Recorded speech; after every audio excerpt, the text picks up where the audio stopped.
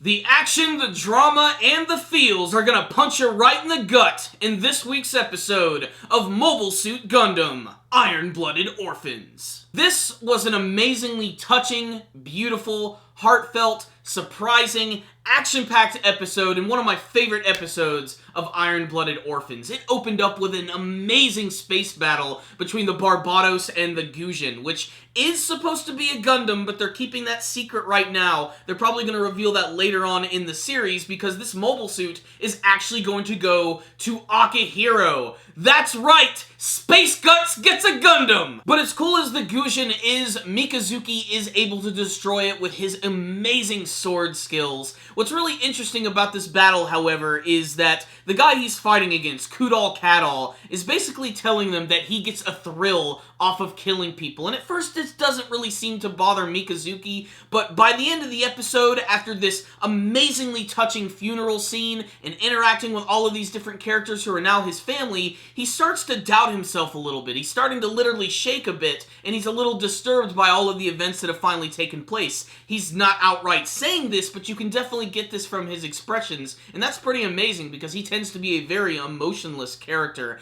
But you can tell that this battle really affected him, and yet, at the same time, the battle is also awesome. It's really well animated and super fast-paced and very explosive. That final move where he actually takes out the sword is so well animated, and the artwork is just so badass. It's awesome. And while all of this is going on, you have Akihiro, who's having his final moments with his brother, who's still pinned down by his mobile suit and can't be brought out. And they have this nice little final moment together, which is all about his brother sort of doubting the fact whether he's going to be reborn or not. And that's one of the biggest themes of this episode. And that's because at this point in time in the timeline of this series, people don't necessarily have funerals for dead folks anymore. It's just not a normal thing to do. So they decide in order to honor all of the people who were killed in this battle, as well as Akihiro's brother, that they're going to hold a funeral for all of them.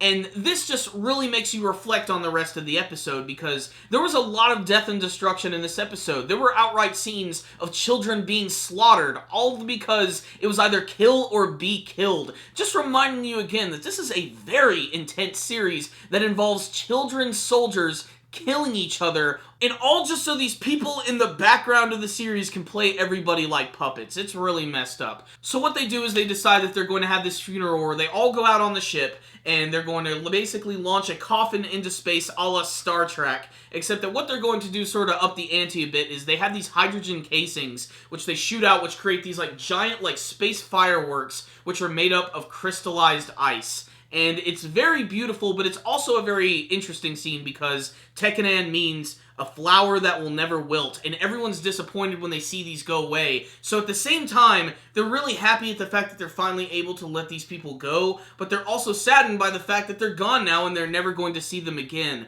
Basically, this episode is just characterized by one word: death and the acceptance of death. But aside from the action and the amazing funeral scene, this episode also has some great development for a lot of the characters in the series. Maribit and Orga continue to basically chomp at each other's heels, and it's always really fun to see those two characters interact. We also have the character of McGillis Farid and Almeria, his future wife. They're having this ball on the planet of Earth, and she's really upset because she can't compete with all the older women with McGillis, but he decides to comfort her in a scene that's honestly kinda creepy and kinda pedophilic, if that's an actual word that I'm trying to describe here. The point is, it's very strange, and he clearly has some sort of weird ulterior motive. Like, he's definitely using this family for something, but I'm not quite sure what. I just don't trust the guy at all. And then, of course, I have to talk about the elephant in the room, which is Mikazuki and Kudelia Ina Bernstein.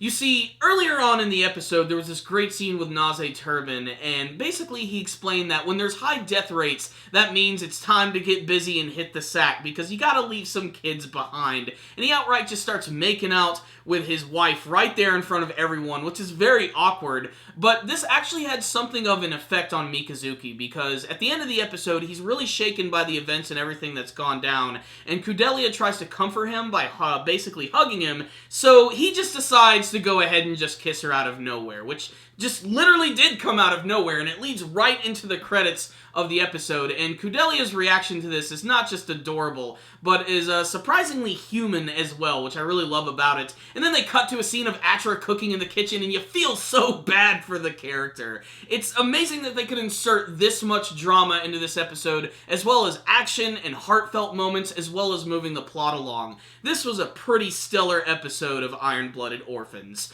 So, what's the rundown on this week's episode of Mobile Suit Gundam Iron-Blooded Orphans? Akihiro gets a Gundam.